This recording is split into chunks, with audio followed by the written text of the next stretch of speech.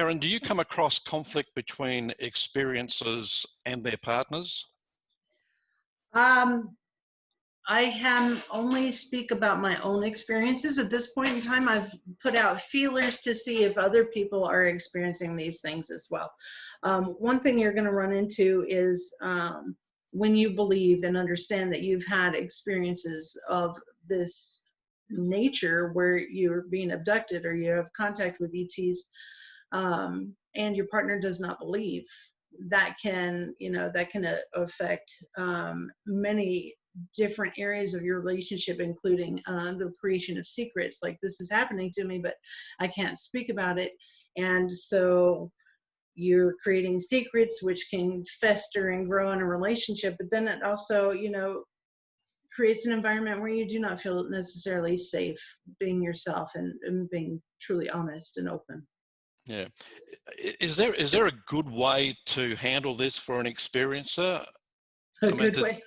I mean, do they just keep quiet, or do they perhaps try and break it to their partner slowly? I think that it would be this is tough. This is taking like marriage counseling up a notch. What do you do when there's paranormal involved? I have experienced it where I didn't say anything.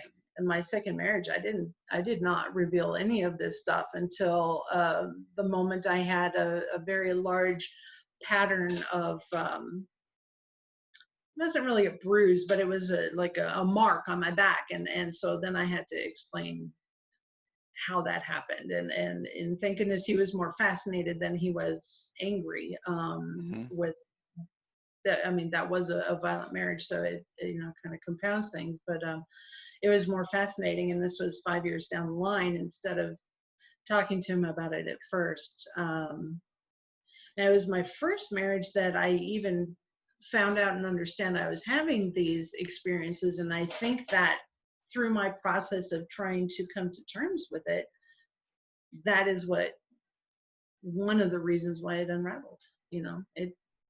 Erin was getting crazy, and so that kind of unraveled the marriage itself. Yeah. Can you get any help from the ETs themselves? I mean, if they're taking you and giving you these experiences, surely they can do something to help you keep your marriage on an even keel. Well, I think that they do a lot of meddling and string pulling behind the scenes. And I have definitely seen with other experiences is you get drawn to somebody and you create a relationship, and yet you find out later that, you really, really didn't have anything in common. However, the DNA of that person was really important for creating the children. And then once you have that understanding, yeah, and that could be part of why my first marriage fell apart as well, is like I understood that, oh, I see, they just wanted babies, and it wasn't really my emotions that I was feeling.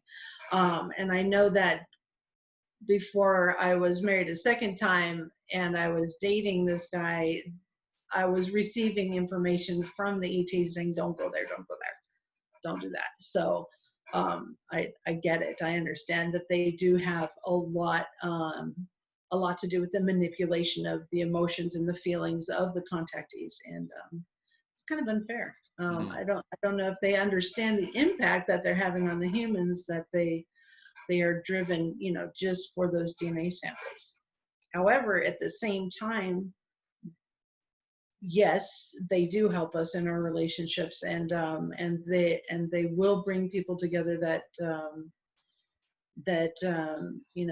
possibly have had past lives together, that the soulmate, the twin flame ideas. I know that I am currently experiencing that myself, and my partner and I met each other on a ship. We've been lifetime, multiple generational ET contactees, and honestly, I don't really see how any other relationship could work with a contactee. Somebody's got to have the intimate understanding of how this works to fully embrace it and be okay with it inside of marriage.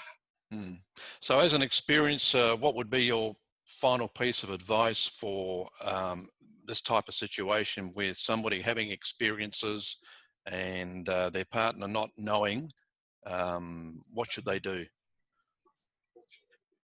Keep quiet. Just using your situation as an example. Well, you're going to have to feel comfortable talking to them about, you know, what you're experiencing. And if you don't have that, you know, those open communication lines, it's going to be very difficult. Hopefully that when you're not gone for a couple hours and they're asking you, where were you? Why were you not in bed? What's going on?